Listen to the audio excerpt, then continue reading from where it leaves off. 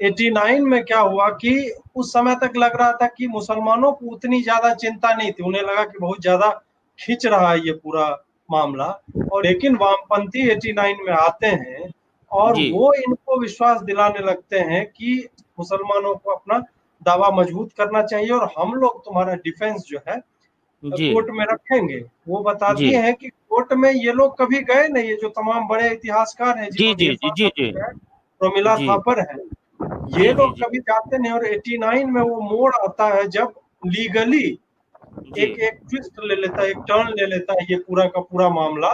और जी वहां से जो है मुसलमान जो है इस जगह जी पे अपने राइट्स को, अपने रिलीजियस राइट्स को असर्ट करने लगते हैं और जोर शोर से जो है असर्ट करने लगते हैं। तो ये जो आपने 89 का जिक्र किया, तो उससे पहले एक दो बातें हैं। ऐसा नहीं था कि मतलब मैंने जो पढ़ा है कि हम्म उससे पहले मुस्लिम लगातार लड़ रहे थे, क्योंकि जब हम्म जिला अदालत से उनके पक्ष में फैसला नहीं आया था, तो ये हम्म इकबाल अंसारी के पिता पहले आदमी थे जो हाई कोर्ट चले गए थे फैसले के खिलाफ। हम्म। ये 86 की बात है।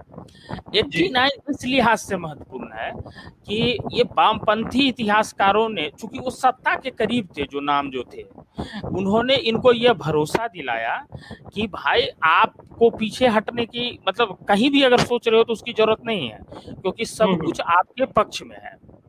अब उसमें हुआ क्या था कि आप जो ये रोमिला थापर का जिक्र कर रहे हैं, तो हम्म जेएनयू में सेंटर फॉर हिस्टोरिकल स्टडीज है।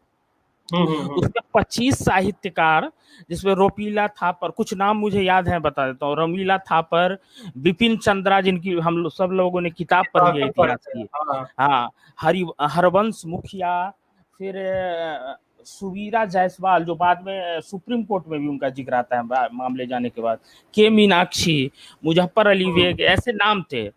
इन लोगों ने एक the political abuse of history के नाम से एक हम्म मैगजीन पब्लिश की, हम्म और उसका लब्बो-लुआब ये था कि राम अयोध्या में पैदा हुए थे, इसका कोई प्रमाण नहीं है।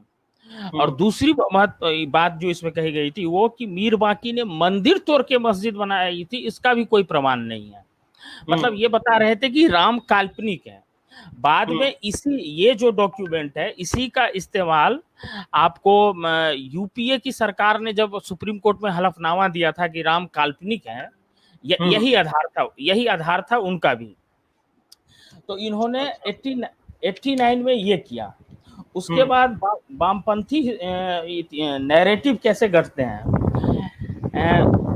1991 में एक historian report to the Indian nation तैयार की गई। हाँ, रिपोर्ट टू इंडियन नेशन करके, हाँ। हाँ, इंडियन नेशन करके, ये राजीव हम्म धवन ने सुप्रीम कोर्ट में सुनवाई के दौरान भी पेश किया था, हम्म और अदालत ने इसे साक्ष्य मानने से इनकार कर दिया था। हम्म इसे तैयार करने वाले 4 लोग थे। नाम था R S. Sharma, M Athar Ali, D N. Jha, हाँ। सूरज भान।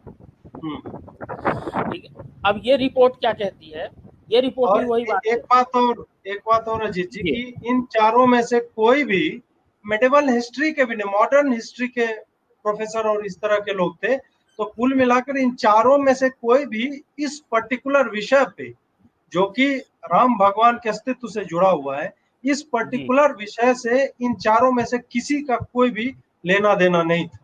जी जी। तो ये जो है, ये 4 लोग जो हैं, और ये इस रिपोर्ट का भी यही लबोलुआब था कि वो हम्म जो मस्जिद बनाई गई है वो मंदिर तोड़ के नहीं बनाई गई है। हम्म यही बात इसमें भी कही गई थी। अब हम्म देखिए ये इन लोगों की पोल कैसे खुली। एक नाम है सुप्रिया वर्मा। हम्म इनका दावा था कि एएसआई का डाटा ही गलत है, हम्म। लेकिन बाद में जी रहे हमें पता चली कि इन्होंने वो सर्वे रिपोर्ट जो खुदाई की थी वो पढ़ी ही नहीं है। हाँ। ये कितने धूर्त लोग हैं, इससे आप समझिए। जी जी। जया मेनन ने कहा कि स्तंभ कहीं और से लाके रखे गए। ये वो हम्म। उन स्तंभों का जिक्र कर रही थी जो हिंदू मंदिर के मस्जिद में मिले थे, और ऐसे हाँ। 14 स्तंभ मिले थे। उसके बारे में कह रही है कि ये कहीं और से लाके रखे गए। ठीक है। लेकिन जब ये हो रहा था ये मौके पे मौजूद नहीं थी। हम्म इन्होंने क्लेम कर दिया। एक हम्म डी मंडल है, इन्होंने किताब लिखी है अयोध्या पे, जी। नाम है आर्कियोलॉजी आफ्टर डिवोलेशन। और आपको जान के हैरत होगी कि ये आदमी कभी अयोध्या गया ही नहीं है। हाँ। अब एक सुवीरा जायसवाल जेएनयू की प्रोफेसर है, इन्होंने जीरा के दौरान कबूल कर लिया कि इनको बाबरी मस्जिद के बारे में कुछ नहीं पता है, और इन्होंने जो कुछ भी दावा किया है वो मीडिया रिपोर्ट और मैगजीन में जो खबरें छपी है उसके आधार पर है। अच्छा।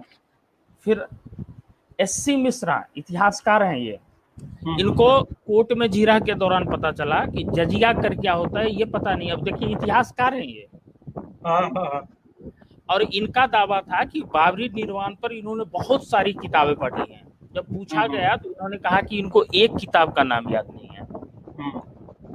अगर आप कहेंगे कि मैंने 10 किताबें पढ़ी हैं तो कम से कम एक का तो नाम बता पाएंगे ना। जी जी जी। इनको नहीं पता था, और ये इतिहासकार हैं। सुशील श्रीवास्तव हैं, इन्होंने कहा, इनका दावा था कि मंदिर ध्वस्त कर मस्जिद नहीं बनाई गई है, और ये अरबी फारसी नहीं पढ़ सकते थे, ये कोर्ट में पता चला। अच्छा, तो मंदिर तोड़ के मस्जिद नहीं बनाई गई ये बात इनको कैसे पता चली? तो पता चला कि इनके ससुर हैं SR फारूकी, जिन्होंने इनको बताया था कि वहां मस्जिद जो है वो मंदिर तोड़ के नहीं बनाई गई थी। तो इनको दिव्य ज्ञान ये ससुर जी से मिला था, और इसी आधार पे ये पूरी दुनिया को बता रहे थे जी। ऐसे ही है DU के RC ठकरान, इन्होंने भी जो कुछ भी दावा किया है ये सारे न्यूज़पेपर पे की रिपोर्ट पे है। D मंडल इलाहाबाद विश्वविद्यालय के हैं, ये आदमी भी कभी अयोध्या नहीं गया है। मतलब आप ऐसे फहरिस्त नामों की, आप रोमिला थापर जिसके लिए रवीश कुमार आंसू बहाने लगते हैं कि भाई इतने बड़े इतिहास, हाँ बताने लगते हैं। अब आप उनकी डिग्री का क्या हाल है ये आप इससे समझ सकते हैं। और ये हम लोगों को सोचना चाहिए कि ये वो नाम है, खासकर मैं बिपिन चंद्रा को लेकर कहता हूँ कि हमने इतिहास उसके नजरिए से पढ़ा है। तो हर आदमी को जाके ये देखना चाहिए कि उसने जो इतिहास पढ़ा है उसको किस तरह गलत तरीके से पढ़ाया गया है, और वो फिर से अपने इतिहास को रिवाइव करे।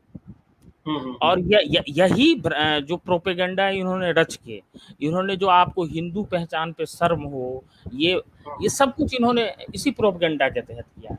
तो ये जो आप 89 की जो कहानी पूछ रहे थे और ये वामपंथी इतिहासकारों की, तो मुझे करीब करीब यही ये हालात थे।